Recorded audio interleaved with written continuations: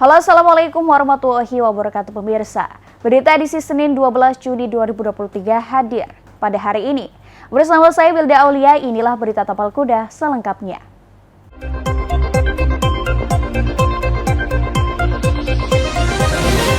Ke berita pertama pemirsa, Polres Lumajang menggerebek perusahaan penyalur tenaga kerja Indonesia ilegal yang telah beroperasi sejak tahun 2014. Perusahaan ini setidaknya telah memberangkatkan lebih dari 500 TKI ilegal ke berbagai negara seperti Jepang, Australia, dan juga Inggris. Dari penggerebekan ini, polisi mengamankan sejumlah dokumen dan 1 tersangka, serta 8 calon TKI ilegal yang belum diberangkatkan. Tim Tindak Pidana Perdagangan Orang atau TPPO Polres Lumajang menggerebek sebuah rumah yang dijadikan perusahaan penyalur tenaga kerja Indonesia ilegal di perumahan Grand Tulip Residen Desa Karangsari, Kecamatan Sukodono, Lumajang.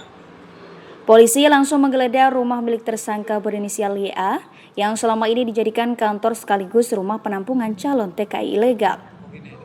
Rumah 2 lantai yang tidak dilengkapi dengan papan nama perusahaan ini telah beroperasi selama kurang lebih 1 tahun dengan merekrut calon tenaga migran dari berbagai daerah.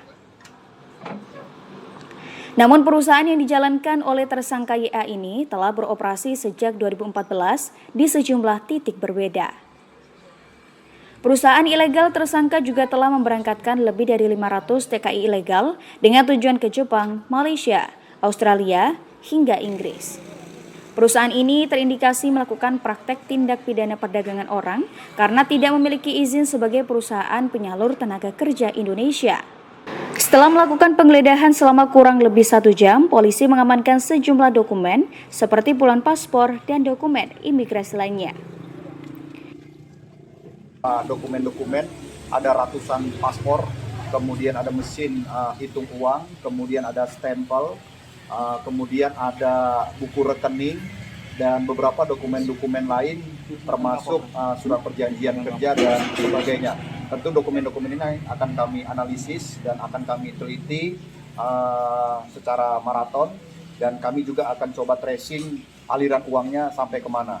Kemungkinan kami akan melakukan pengembangan sampai ke atas.